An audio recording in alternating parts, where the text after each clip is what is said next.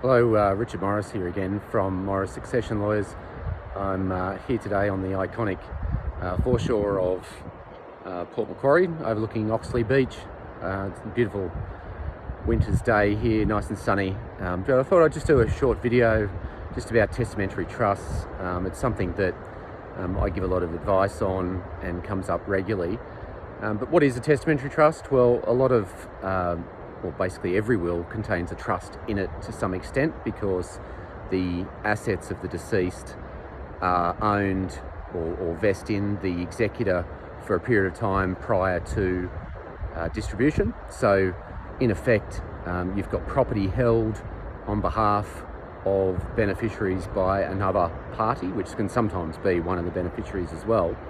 But you have this trust arrangement. Now, a testamentary trust normally refers to what you would call a discretionary trust. That's what most of the time a testamentary trust is referring to, and that gives beneficiaries some ability to pass income onto children of their own. So if I use a typical type scenario, you might have an estate that's divided up between a few children, and each of those children receives money into a trust.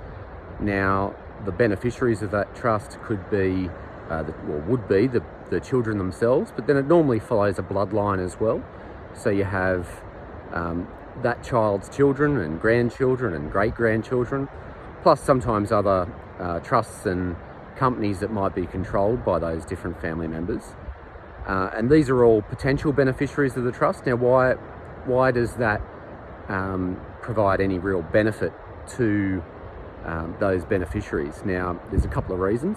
Sometimes there would be asset protection reasons why you would do it. So say, for instance, one of the beneficiaries is self-employed or has some other issues within their life or circumstances in their life which make it more likely that they might be declared bankrupt at some point in time. Now, if they're declared bankrupt and they're a trustee and appointor of a testamentary trust, well, that doesn't mean that those, or trustee in bankruptcy can actually attack those assets. So it's a way of separating the inheritance from the beneficiary's personal assets and any potential personal liabilities. There are also ways of, depending on how it's structured, in giving some family law protection, so protecting children from potential divorce or making sure that inheritance still goes to the children rather than being siphoned off to third parties such as ex-spouses. The other aspect of it that sometimes comes into play is the tax side of things. So with a normal family trust, you can have a situation where children under 18 can only really receive up to $416 tax-free per annum. With a trust that's created in a will, they're treated more like adults for tax purposes.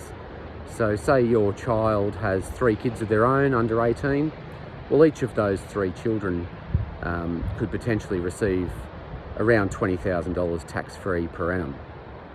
So if they've got 3 children, that's potentially $60,000 in tax-free income. So there's significant tax advantages if the child of the deceased was going to use that money on their own children in any event. So there's substantial tax advantages, there's substantial asset protection advantages, and that's why we see them commonly used. My preference is really that there needs to be persuasive financial benefits of having the trust arrangement. So I've heard some talk of, how much money do you need in a testamentary trust? Well, I heard at the recent Blue Mountains Law Society or Blue Mountains Succession Conference, they were talking about $20 being enough because someone might win lotto down the track. I don't share that view. I think you've got to look at it in today's circumstances and see whether it's going to make a benefit or it's going to be useful on today's figures. When it comes to asset protection, I'm a little bit more open because you just don't know what can happen with family law breakdowns and issues with bankruptcy.